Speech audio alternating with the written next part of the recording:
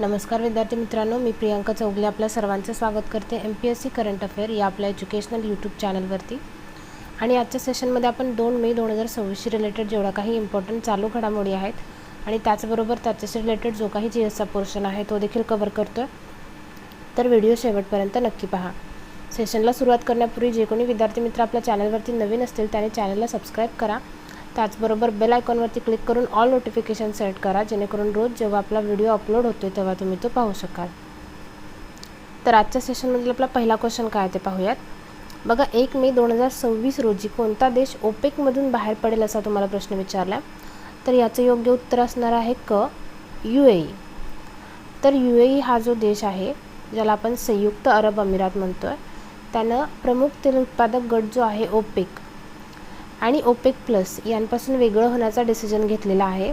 आता ओपेक हा तेल उत्पादक देशांचा एक समूह आहे। किती तेल काढायचं हे ते एकत्र ठरवतात, जेणेकरून किंमत त्याच्या नियंत्रणामध्ये राहील। मग संयुक्त अरब अमिरातने त्यांच्यापासून वेगळं होण्याचा डिसिजन का घेतलेला आहे? कारण इतर आखाती देश जे आहेत ते त्याला योग्य प्रकारे पाठिंबा देत नाही आहेत। विशेषतः इराणसोबतच्या तणाव आणि युद्धाच्या काळात त्यांना पाठिंबा दिलेला नाही आहे असं संयुक्त अरब अमिरातचं म्हणणं आहे, आणि त्यामुळेच त्यांनी हा डिसिजन घेतलेला आहे। आता असं झालं तर अमेरिकेला फायदा होणार आहे, कारण डोनाल्ड ट्रम्प आधीच ओपेकच्या विरोधात आहेत। आता जर ओपेक कमकुवत झालं तर अमेरिकेचा प्रभाव वाढू शकतोय, आणि याचा भारतावरती परिणाम काय होणार आहे? भारत आपल्या गरजेच्या 80% तेल जे आहे ते परदेशातून खरेदी करतं, हे आपल्या सगळ्यांनाच माहिती आहे। आणि किमती कमी झाल्यास पेट्रोल आणि डिझेल स्वस्त होऊ शकतात, पण जर युद्ध वाढलं तर पुरवठा हा थांबू शकतोय। आता याच्या व्यतिरिक्त जर बघायचं झालं तर अंगोलाने जानेवारी 2024 ओपेकमधून बाहेर पडण्याची घोषणा देखील केलेली आहे। ओपेक पेट्रोलियम निर्यात करणाऱ्या देशांची एक संघटना आहे, जिची स्थापना 14 सप्टेंबर 1960 बगदाद इराकमध्ये झालेली आहे, जिचे हेडक्वार्टर कुठे आहे? व्हिएना ऑस्ट्रिया या ठिकाणी आहे।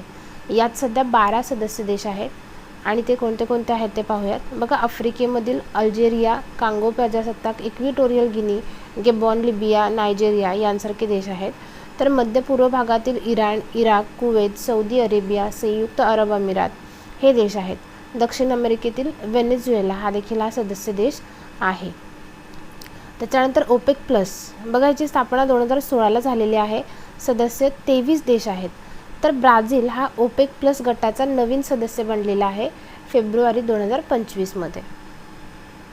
आपला नेक्स्ट क्वेश्चन बघा, अलीकडेच जागतिक आरोग्य संघटनेने म्हणजेच वर्ल्ड हेल्थ ऑर्गनायझेशनने विशेषतः लहान मुलांसाठी आर्टेमेथर लुफेमेट्रॅन या औषधाला मंजुरी दिली आहे। तर ते कशाशी संबंधित आहे असा तुम्हाला प्रश्न विचारला आहे, तर याचं योग्य उत्तर काय असणार आहे?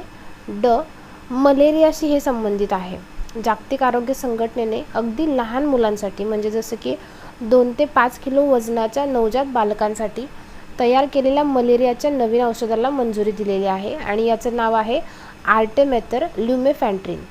हे नोर्वाटेस कंपनीद्वारे उत्पादित केले जाते, आणि आधी काय होत होतं, लहान मुलांना मोठ्या मुलांसाठी बनवलेलंच औषध द्यावं लागत होतं, त्याच्यामुळे त्याचं योग्य मात्रा ठरवणं अवघड होतं, आणि त्यात दुष्परिणामचा धोका देखील वाढत होता। म्हणून हे औषध विशेषतः लहान मुलांसाठी डिझाईन केलेलं आहे, ज्याला मान्यता दिलेली आहे WHOनं। आता हे औषध तयार केल्यामुळे योग्य मात्रेत औषध देणं सोपं होईल, आणि दुष्परिणाम कमी होतील, उपचार अधिक सुरक्षित त्याचप्रमाणे प्रभावी होतील असं त्यांचं म्हणणं आहे। दरवर्षी सुमारे 3 कोटी मुलांना, विशेषतः जे आफ्रिकेतील मुलं आहेत त्यांना मलेरियाचा संसर्ग होतो। हे जे औषध तयार केलेलं आहे ते त्यांच्यासाठी जीवनरक्षक ठरू शकतं, आणि विशेषतः नवजात बालकं आणि लहान मुलांसाठी हे तयार केलेलं पहिलं मलेरियाचं औषध आहे असं आपण म्हणू शकतो। याच्याच बरोबर काही स्टॅटिक करंट अपडेट पाहूयात, ज्याच्यावरती परीक्षेला प्रश्न विचारले जाऊ शकतात। बघा, जागतिक लसीकरण सप्ताह 24 ते 30 एप्रिल दरम्यान साजरा करण्यात आला आहे। राष्ट्रीय लसीकरण दिन आपण 16 मार्चला साजरा करतोय। मिशन इंद्रधनुष बरेच वेळेला तुम्ही ऐकलं असेल, तर हे सार्वत्रिक लसीकरणासाठी 25 डिसेंबर 2014 पासून सुरू करण्यात आलेलं आहे, आणि IRSM मार्फत विकसित होत असलेल्या भारताच्या पहिल्या स्वदेशी मलेरिया लसीचे नाव, असं जर तुम्हाला प्रश्न विचारला तर त्याचं योग्य उत्तर असणार आहे ॲडफ्लॅवेक्स असं या लसीचं नाव आहे। मलेरियाबद्दल बोलतोय आपण, तर मलेरियाचा परिणाम हा तांबड्या रक्तपेशींवरती होतो, आणि जागतिक आरोग्य संघटनेने आत्तापर्यंत 2 मलेरियाच्या लसींना मंजुरी दिलेली आहे. पहिली आहे मॅस्क्वारिक्स आणि दुसरी आहे R21 आणि मॅट्रिक्स 21. R21 मॅट्रिक्स 21चे निर्माते कोण आहेत? Oxford university plus Serum institute of India. Malaria दिन आपण 25 एप्रिलला साजरा करतोय. 2026ची जर थीम बघायची झाली तर मलेरिया संपवण्यासाठी प्रेरित आता आपण करू शकतो, आता आपण ते केलंच पाहिजे ही आहे. ठीक आहे. त्याचबरोबर जागतिक आरोग्य संघटनेने जॉर्जियाला देखील मलेरिया मुक्त घोषित केलेला आहे आणि मलेरिया मुक्त होणारा हा 45वा देश ठरलेला आहे.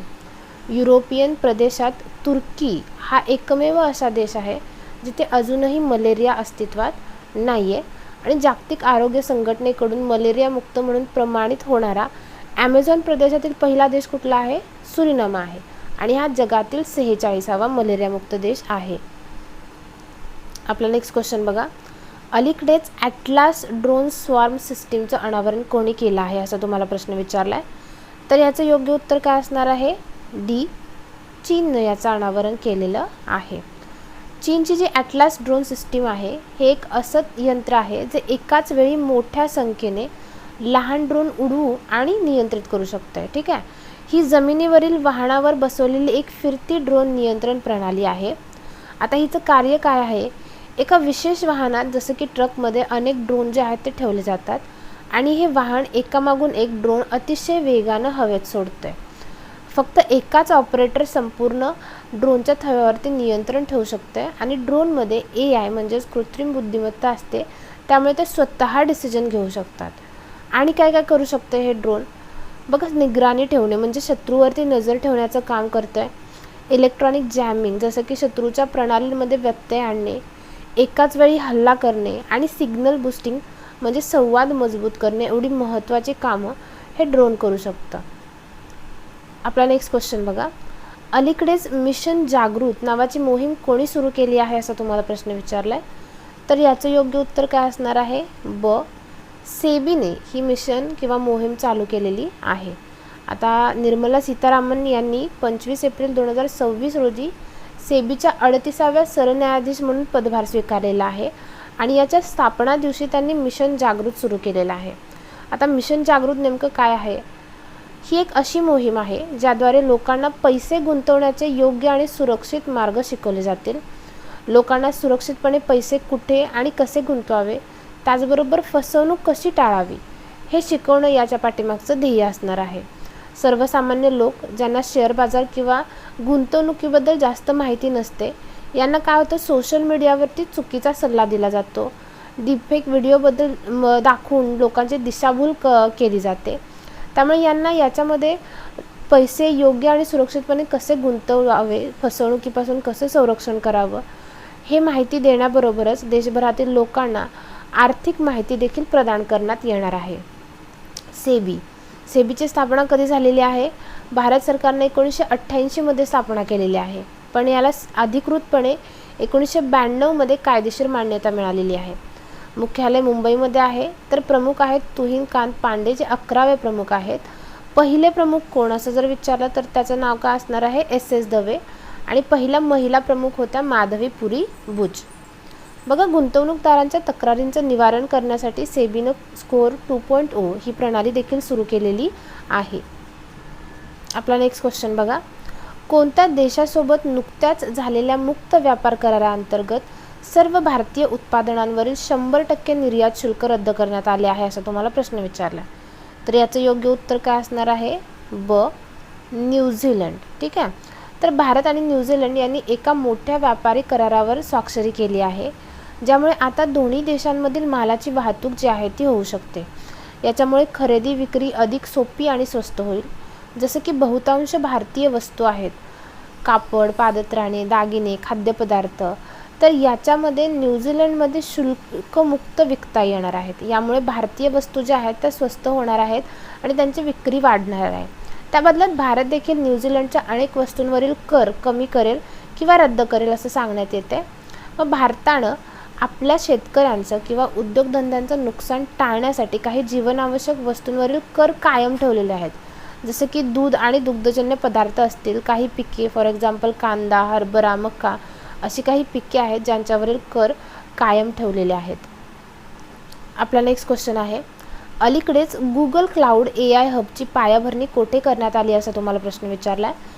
तर याचं योग्य उत्तर आहे क, विशाखापट्टणम या ठिकाणी पायाभरणी करण्यात आलेली आहे. आंध्र प्रदेशचे जे मुख्यमंत्री आहेत चंद्राबाबू नायडू यांनी विशाखापट्टणम या ठिकाणी आर्टिफिशियल इंटेलिजन्स केंद्राचं उद्घाटन केलेलं आहे. आता हे हब गुगल क्लाउडतर्फे उभारलं जाणार आहे. याच्यामध्ये अदानी ग्रुप आणि एअरटेल देखील भागीदार आहेत.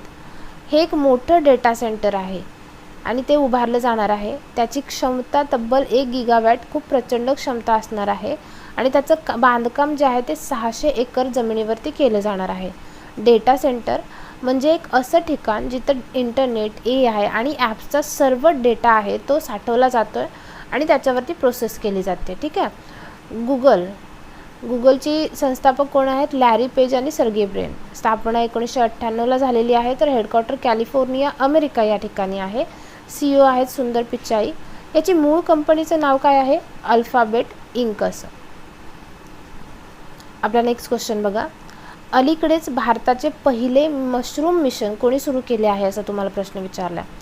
तर याचं योग्य उत्तर असणार आहे ड, आंध्र प्रदेशने हे सुरू केलेलं आहे. आंध्र प्रदेश सरकारनं काय केलेलं आहे? भारताचं पहिलं मशरूम मिशन सुरू केलेलं आहे आणि याच्यावरती सुमारे 13,000 कोटी रुपये खर्च केले जातील.